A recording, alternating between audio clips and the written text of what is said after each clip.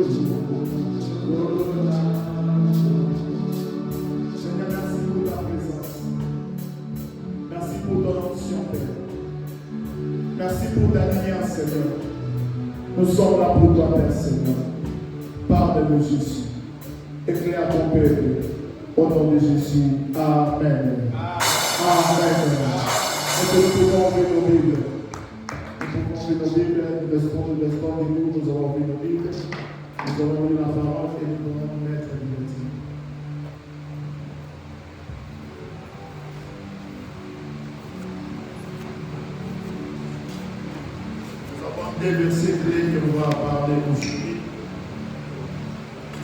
Je vais lire Éphésiens 4, versets 25 à 27 et l'évangéliste va lire Jean 8, verset 44. Je lis Éphésiens moi-même, comme ça on va lire Jean. Éphésiens 4, verset 25 à 27. La Bible dit: c'est pourquoi renoncez au mensonge. Que chacun de vous parle selon la vérité à son prochain. Car nous sommes membres les uns et les autres. Si vous mettez en colère, ne pêchez pas. Que le soleil ne pousse pas sur votre colère. Et ne donnez pas assez au diable. Parole d'Éternel. Jean 8, verset 44. Jean chapitre 8. Les versets 44, je lis au nom de Jésus. Amen. Je lis au nom de Jésus. Amen. Vous avez pour père le diable et vous voulez accomplir les désirs de votre père. Il a été meurtrier dès le commencement et il ne tient pas dans la vérité parce qu'il n'y a pas la vérité en lui. Lorsqu'il profère les mensonges, il parle de son propre fond, car il est menteur et le père du mensonge. Parole du Seigneur. Amen. Seigneur, éclaire nos pères. Que cette parole prenne place dans nos vies. Que cette parole change nos vies. Que cette parole change nos familles, Seigneur. Parle à ton peuple et parle à nous au nom de Jésus. Amen. Mettons-nous sur la grâce. Tu peux acclamer la parole de Dieu. Tu peux acclamer la parole de Dieu. Est-ce que quelqu'un peut acclamer la parole de Dieu? Je demande si tu peux acclamer la parole de Dieu. Avec l'esprit de Dieu, nous voulons parler de sa part. La parole de Dieu, Dieu est vivant. Dieu est puissant. Amen. Amen. Nous avons commencé un mois de prière. Un mois où nous sommes dans le trône de Dieu. Et le thème que nous sommes en train de parler maintenant, tous ces un mois ici, sur son trône, la gloire descend. Sur son trône, la gloire descend. C'est ça le thème principal que nous sommes en train de parler. J'aimerais aller quand même à lire, mais je vais parler sur un sous-thème qui est très important ce matin-ci. Et notre texte de base par rapport à ce contexte, c'est dans Hébreux 4, verset 16. Approchez-vous des trônes de grâce avec toute l'assurance. C'est ça notre thème de base que nous sommes en train de parler. Et aujourd'hui, je vais parler sur le sous-thème, les mensonges. Le sous-thème que j'aimerais parler ce matin, les mensonges. Les mensonges. Est-ce que tu peux dire à ton voisin les mensonges? Les mensonges. Parle bien, les mensonges. Dans la définition, on nous dit les mensonges, c'est l'acte de mentir. L'acte de mentir. C'est-à-dire la personne qui pose un acte de mentir, de tromper. Église, amen. Et on dit les faux affirmations. Les faux affirmations. Tu es en train d'affirmer quelque chose comme si tu étais là. Tu es en train de parler quelque chose car la chose déroulée, c'est comme si tu étais là. Et quand tu dis ça, j'ai dit la vérité. Mais dans votre conscience, tu sais que tu es en train de mentir. Mais tu peux mentir les gens, mais tu ne peux pas mentir ta conscience. Parce que ta conscience va te juger. Parce que ta conscience va te dire quelque chose. Et aujourd'hui, nous sommes en train de vivre des choses compliquées dans nos couples. Nous sommes en train de vivre des choses compliquées dans nos familles. Nous sommes en train de vivre des choses compliquées dans l'église de Dieu à cause de la mensonge. Et la mensonge détruit l'église. La mensonge détruit les familles. La mensonge détruit la société. C'est-à-dire quand il n'y a pas la vérité, rien ne peut évoluer. Est-ce que quelqu'un peut me dire amen? Amen. Quand il n'y a pas la vérité, rien ne peut changer. Nous sommes en train de vivre sur les mensonges. Nous sommes en train d'inspirer les mensonges dans l'église de Dieu. Et souvent, les gens qui mentent beaucoup ne sont pas en dehors de l'église, mais sont au-dedans de l'église. Ce qui est plus grave. Or, quand on parle de l'église, c'est une autre image. Quand on parle de l'église, c'est un peuple différent par rapport à tout le monde. Mais quand nous sommes en train de retrouver les mensonges dans l'église de Dieu, où est le Dieu que nous sommes en train de prier? Quand nous sommes en train de trouver les mensonges dans la vie des enfants de Dieu, où est le Dieu que nous sommes en train d'adorer? Et la raison pour laquelle nous disons, nous prions, mais Dieu ne travaille pas. Oh, ce n'est pas le problème de Dieu. Parce que notre façon de conduire, notre façon de marcher, ce n'est pas correct devant ce Dieu-là. Et comme cela n'est pas correct, ça empêche maintenant que nous puissions vivre la main de Dieu. Ça empêche que nous puissions vivre la bénédiction de Dieu. Raison pour laquelle les hommes de Dieu sont en train de prier, les serviteurs de Dieu sont en train de prier, mais rien ne change. Parce que la personne que je suis en train de prier à lui, il sait des choses qui n'ont pas Dieu. J'aimerais dire une chose. Nous devons savoir La parole de Dieu nous enseigne. Il n'y a pas petit mensonge ni grand mensonge. Souvent les gens ont la tendance de justifier. Oh, moi je ne pêche pas. Oh, moi je suis bien. Mais quand tu fais les mensonges, sache que tu es en train de déshonorer le Dieu que tu es en train de servir. Tu es en train de déshonorer le Dieu que tu prêches. Tu es en train de déshonorer le Dieu que tu es en train d'adorer. Parce qu'il faut savoir qu'il n'y a pas un petit péché, il n'y a pas un grand péché. Le péché reste péché. Mon souvenir, il y a des enfants de Dieu qui mettent les formes, qui mettent les pléments dans le péché. Il met les pléments, il est en train d'arranger, comme Abraham a fait dans Genèse 12. Abraham, il finit même à tromper que Sarah n'est pas sa femme, mais Sarah, c'est sa sœur. Juste pour vivre en paix en Égypte. Or, l'acte qu'Abraham avait posé n'était pas un acte correct devant Dieu. Au terme de cet acte, tellement Dieu aimait Abraham, Dieu a condamné Pharaon. Or, le problème, ce n'était pas Pharaon, mais le problème était Abraham. C'est lui qui a menti à Pharaon. Mais comme c'est Dieu qui a promis Abraham, comme c'est Dieu qui était à Abraham, Dieu ne pouvait pas punir Abraham. Il a puni Pharaon parce que Pharaon a pris Sarah comme femme. Mais lorsque la maladie est entrée dans la maison de Pharaon, Pharaon a compris, il a appelé Abraham, il a dit, mais pourquoi tu n'as pas dit la vérité? Pourquoi tu n'as pas dit la vérité? Voilà maintenant les choses que je suis en train de vivre. Voilà maintenant la maladie est entrée dans ma maison. Pourquoi tu n'as pas dit ces choses? Il a ordonné à ses serviteurs de chasser Abraham et sa famille. Il a même ordonné qu'il sorte avec tout ce qu'il a bénéficié. Est-ce que nous sommes là? Est-ce que nous sommes là? Le mensonge, ça détruit la société. Le mensonge, ça nous rend faibles. Aujourd'hui, l'église n'est pas forte à cause de la mensonge.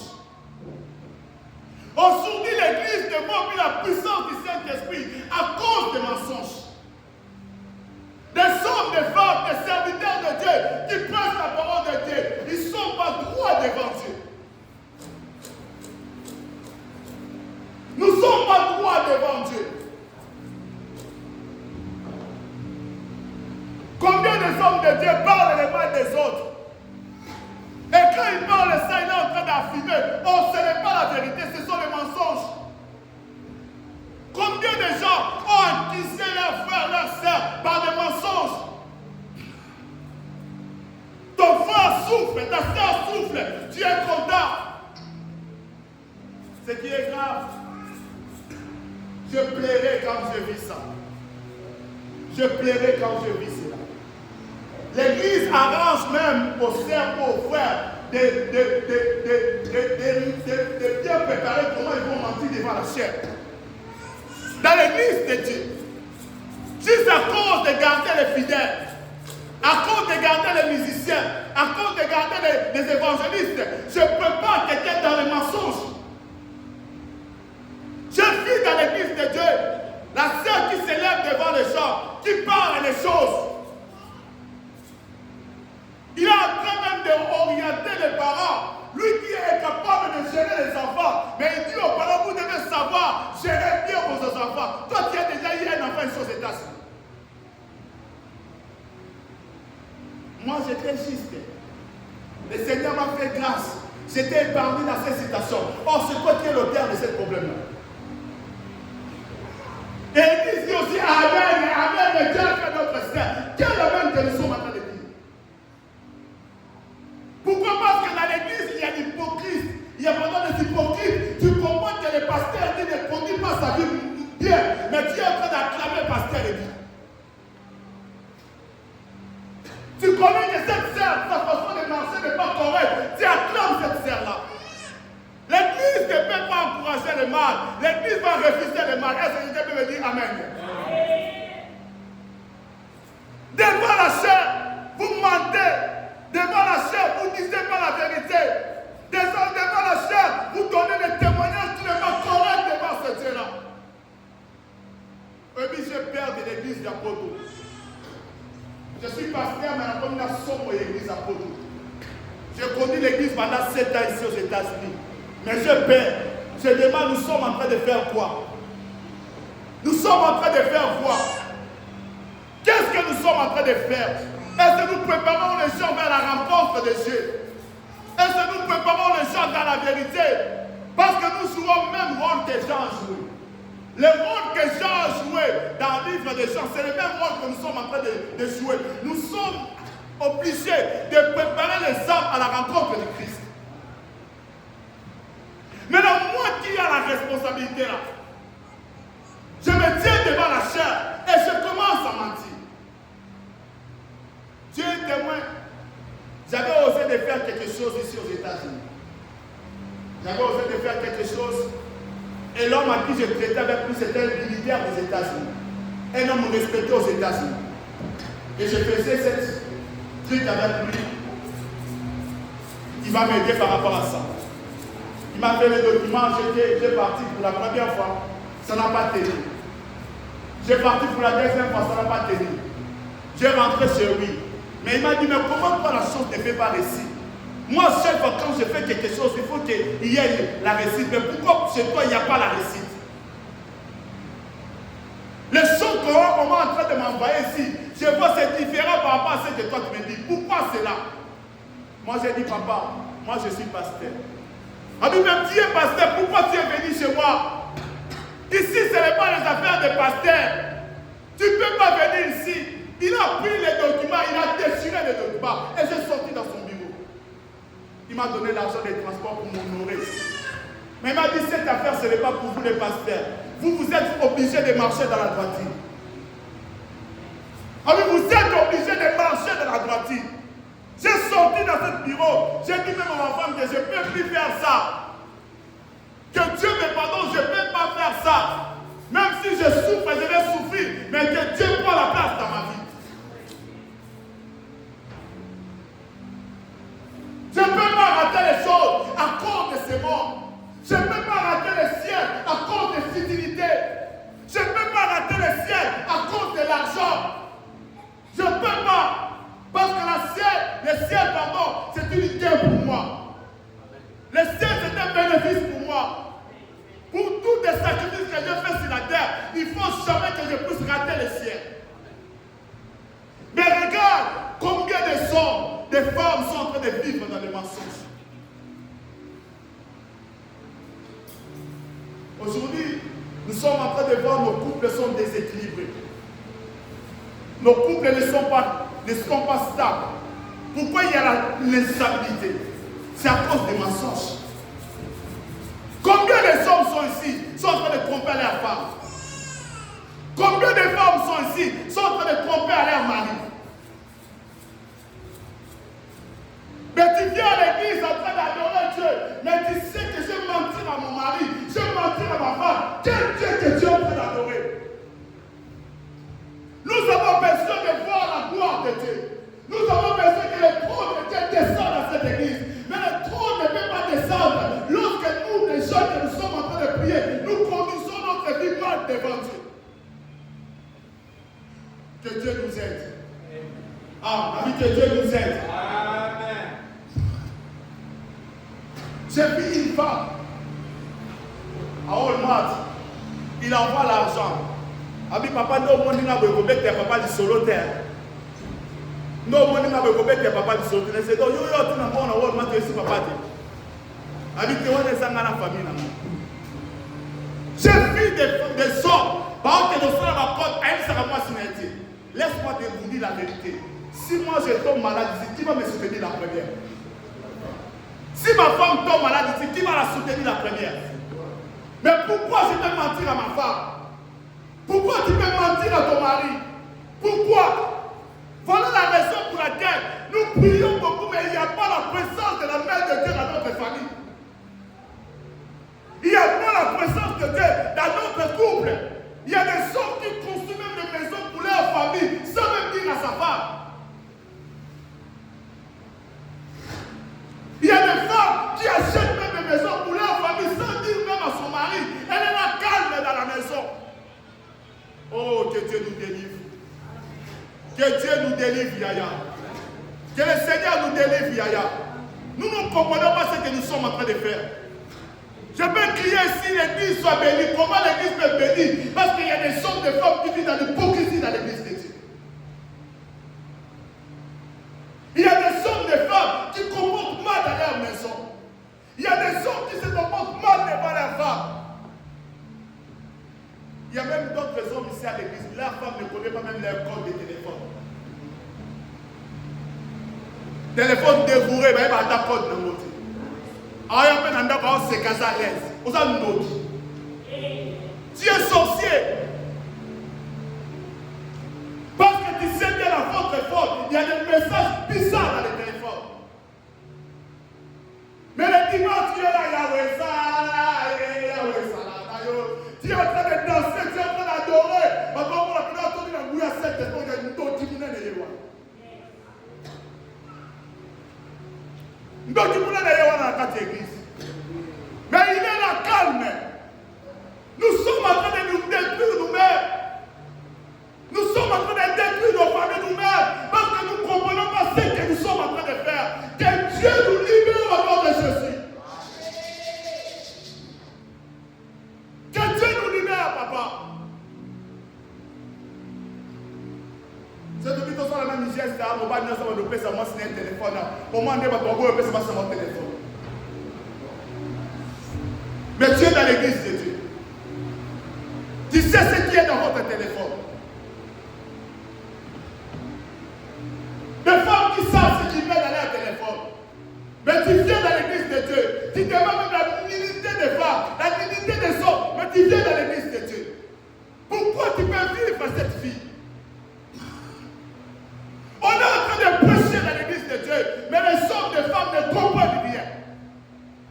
Comment nos familles peuvent être bénies? Comment ils peuvent avoir des changements? La Bible nous dit clairement, c'est pourquoi renoncer aux mensonges.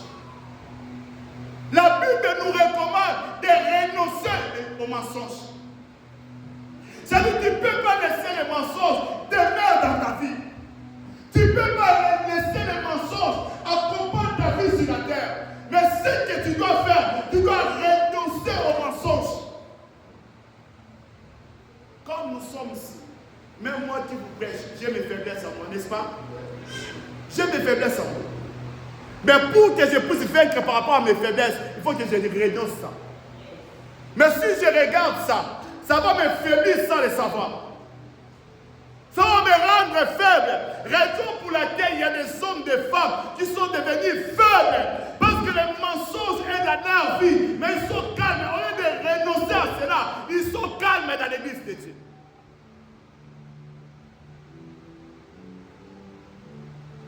Que le Seigneur nous aide, pardon. Que le Seigneur nous aide. Je ne sais pas quel Dieu que nous sommes en train de venir adorer ici. Je ne sais pas quel Dieu que nous avons crié à lui. Je ne sais pas quel Dieu que nous avons accepté. Surtout aux États-Unis, aux Zambasou, pardon. Mboka téléphone, ils sont libres. Au côté de la papier de Internet, au côté ici. C'est fini, on va dire au coup d'abandon, au tir, au là. Tu es au là. Tu es à l'aise. À l'aise. À l'aise. Tu dis enfant de Dieu. Tu sais, le monde, c'est un monde spirituel. Je dis toujours à l'église. Dans le monde spirituel, il y a des principes à suivre. Si tu sais pas suivre les principes, il y a là. Tu vas demeurer dans la présence de Dieu.